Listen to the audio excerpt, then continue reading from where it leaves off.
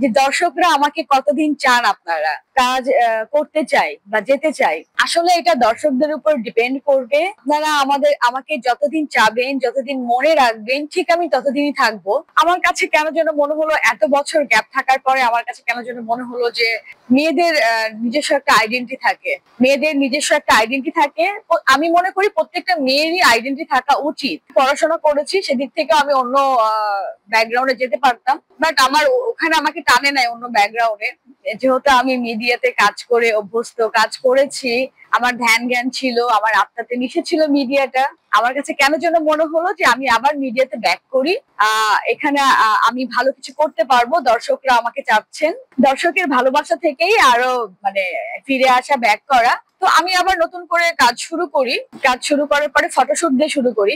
এর মাঝখানে আমি বলি, জানি না বলা ঠিক হবে কিনা, তারপরেও বলতেছি যে আমি লস অ্যাঞ্জেলস এর একটা পেজে, ওদের লাভ লা মডেল পেজে আমি কিছু ছবি সাবমিট করি। সেটা আমার 2018 সালের লাস্ট ফটোশুট ছিল। সেগুলো সাবমিট করার পরে ওরা আমাকে সিলেক্ট করে। পরে ওরা আমাকে কিছু থিম দিছে, যে তুমি এই থিমের উপরে লিটল ক্লিন একটা আমাকে পিকচার, 3টা পিকচার দাও। তো আমি আমার পিকচার ফটোশুট করলাম বাংলাদেশে। ফটোশুট করার পর ওই পিকচার গুলো আমি তাদেরকে সেন্ড করি।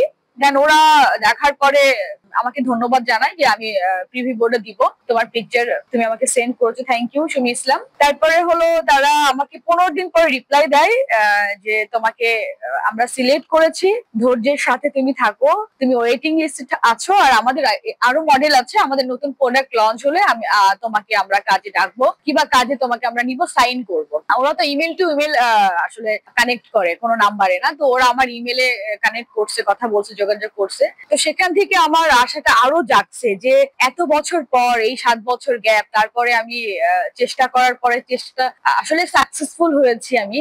ওরা আমাকে নিয়েছে। তো আমার কাছে কেন যেন মনে হলো আমি পারবো, আমার দ্বারা কিছু সম্ভব। তারপর আমি বাংলাদেশে কাজ শুরু করি। যখন বাংলাদেশে কাজ শুরু করি, ফেসবুকে দিয়েই আপলোড করি। তো মালয়েশিয়ান একটা production house, extreme 5 Malaysia company, এই প্রোডাকশন হাউস থেকে আমাকে ডাকা হয়।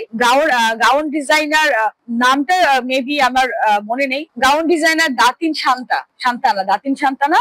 ওনার মালয়েশিয়াতে একটা হলো শোরুম আছে গাউনের। তো উনি ফ্যাশন ডিজাইনার দাতিন সান্তানা। উনি আমাকে নক করে এক্সট্রিম 5 মালয়েশিয়ান কোম্পানি থেকে। দেন আমাকে ইমেল করা হয়। তারপরে আমাকে বললো যে তোমার সাথে আমি কাজ করতে চাই, তুমি আমার ব্র্যান্ড অ্যাম্বাসেডর হও আমার কোম্পানির, দেন ফটোশুট করে যাও। তারপরে আমি এখানে মালয়েশিয়াতে আসি নভেম্বরের 5 তারিখে। তারপরে গতকাল 8 তারিখে আমি ওদের শুট করলাম, গাউন শুট করলাম ওদের কোম্পানি থেকে। ব্র্যান্ড অ্যাম্বাসেডর, ওদের সাথে ব্র্যান্ড অ্যাম্বাসেডর হইলাম। আসলে এটা আমার ভাগ্য, দর্শকদের দোয়া, দর্শকদের ভালোবাসা। কিছু বাংলাদেশি মানুষ যারা আছে আমাদের এখানে মালয়েশিয়াতে, তারা যখন দেখলো যে ক্যামেলিয়া মিডিয়াতে আবার কাম ব্যাক করেছে, যেহেতু ক্যামেলিয়া এখানে আছে, ওই কোম্পানির সাথে, মালয়েশিয়ান কোম্পানির সাথে, এক্সট্রিম 5 মালয়েশিয়ান কোম্পানির সাথে ওরা যোগাযোগ করে যে ক্যামেলিয়াকে নিয়ে আমি কাজ করতে চাই আমরা। তো একটা মিউজিক্যাল ফিল্ম, বাংলাদেশি আমাদের প্রডিউসার এন্ড ওই মানে মালয়েশিয়ান কোম্পানি মিলে এক হয়ে যৌথভাবে আমাকে একটা মিউজিক্যাল ফিল্ম করাই।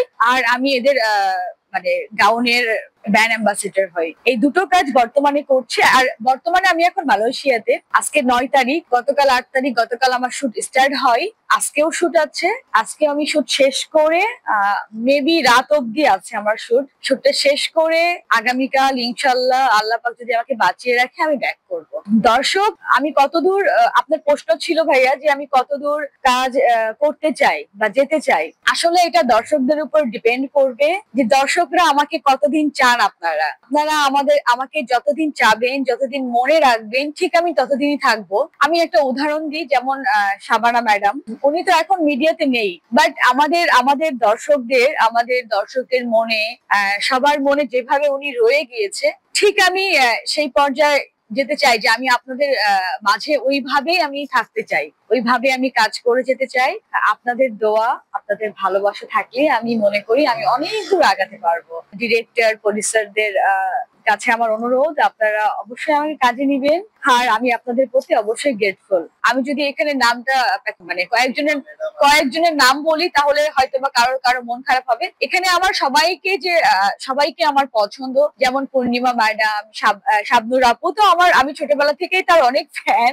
তারপরে শাবানা ম্যাডাম, তারপরে কবরী ম্যাডাম, ববিতা ম্যাডাম, যাকে বলা হয় বিউটি কুইন। আমার আইডল হলো আসলে আমি নাম বলতে চাই না ওইভাবে, আমার অনেকেই আইডল আছে, আমি অনেককেই পছন্দ করি, যেমন শাবানা ম্যাডাম, শাবনুর আপু, পূর্ণিমা আপু, মৌসুমী আপু।